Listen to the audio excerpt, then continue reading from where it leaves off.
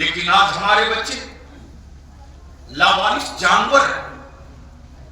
कोई कहीं mob lynching कर सकता, कोई कहीं मार सकता, इसलिए कि हमारे अंदर का इत्तेहाद मर चुका है। हम लाश हैं, हम सिर्फ एक गोश्त का लोथड़ा है। और इदारे शरीयत बलियाबी का प्लेटफार्म नहीं है। अगर किसी 1.5 ईंट वाली मस्जिद के किसी शख्स के दिमाग में यह फतूर हो तो मैं उस फतूर की दवा लेकर नहीं निकला। अल्लाह उन्हें और तौफीक दे के कीड़े निकाले। लेकिन याद रखेंगे गोश्त के लिए थैला हर जगह मिल जाएगा, जनाजे के लिए कांधा हर जगह नहीं मिलेगा। कांधे के जनाजे के लिए कांधा हर जगह नहीं मिलेगा। मेरे अजीज, इस कागज के टुकड़े में कुछ तजावीज़, कुछ करारदाद है और इन तजावीज़ों करारदाद को लेकर ये तहरीक बेदारी आप तक पहुंची। 20 ब्लॉक है तारीख के साथ साथ 20 ब्लॉक में पंचायतें, गांव,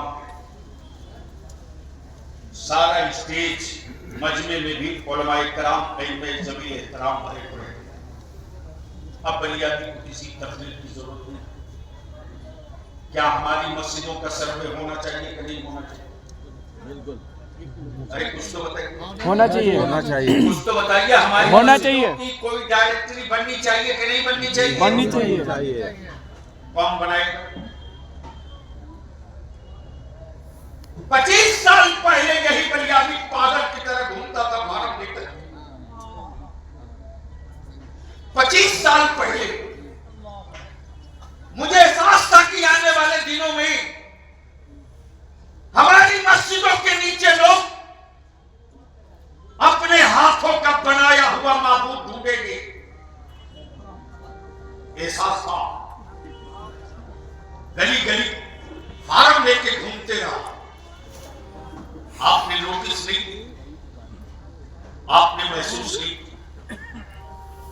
और जो लोग कहते हैं बलियादी साहब राजनीति के लिए, तो अल्हम्दुलिल्लाह ये मेरे मुफ्ती आजम की अता है कि बलियादी अगर चाह ले कि सत्ता की कुर्सी पर हर वक्त रहना है तो किसी की औकात नहीं है कि बलियादी को सत्ता की कुर्सी से उतार।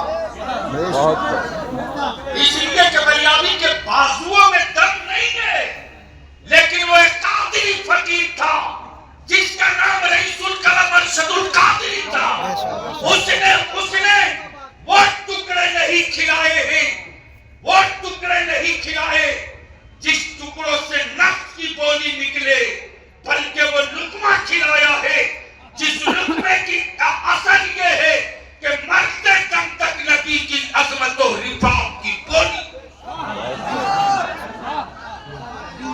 ये रुकेगा नहीं। लेकिन जाने के बाद क्या किया है सुन लीजिए।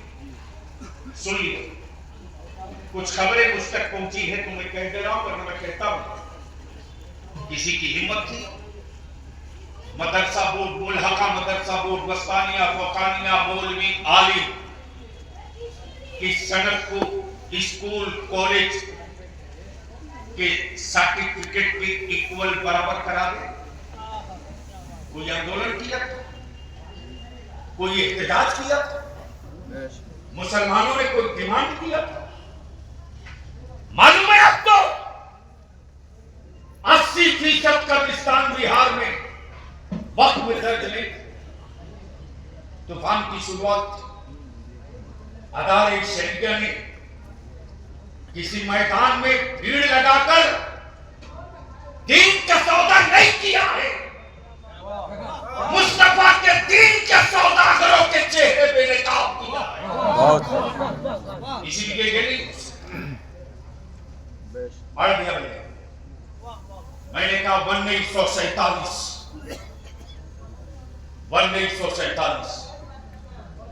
से पहले जिस जमीन पर कब्र है उसे कब्रिस्तान मान लेना चाहिए और उसी बुनियाद पर कब्रिस्तान की घेराबंदी का काम शुरू।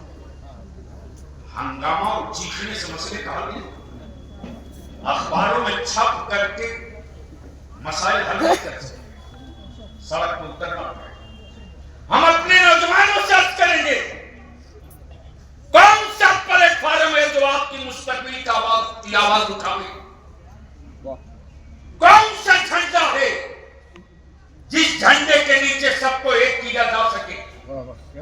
लोग इत्तेहाद की बात करते हैं, लोग मुत्तहिद होने की बात करते हैं।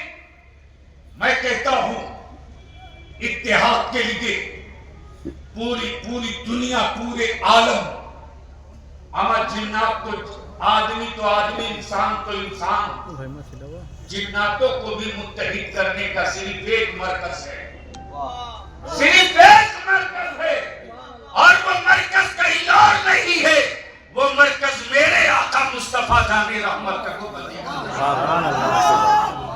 नाम से रिसालत है। हुकूमत के पाले हुए गुंडों ने मेरे रसूलुल्लाह की इज्जत पे हाथ डाला। हमारे बच्चे तख्ती लेकर निकले थे, रसूलुल्लाह के गुस्ताखों पर कानूनी कार्रवाई करो। मेरे नबी की इज्जत से खेलने वालों पर कानूनी कार्रवाई करो। हमारे बच्चों को कहा गया कि तुम छोटे हो, घर चले जाओ। जब हमारे बच्चे घर की तरफ जाने लगे तो इसी भारत की बहादुर पुलिस ने 12 साल 8 साल के बच्चों को गोलियों से भून दिया। लेकिन उन माओं के जज्बे को सलाम, उन माओं की हिम्मत को सलाम, उन माओं के बड़े कलेजे को सलाम। जब मीडिया वालों ने पूछा तेरा बेटा सड़क पे शहीद हो गया, लाश पड़ी है, उन माओं ने बरजस्ता कहा रसूलुल्लाह की इज्जत के लिए एक बेटा क्या, अगर 1000 बेटे हो तो हम कुर्बान कर देंगे। बेशक मैं मां अगर मां हूं और औलाद पैदा किया है तो अपने बुढ़ापे की लाठी बाद में पैदा किया है, रसूलुल्लाह की इज्जत की लाठी।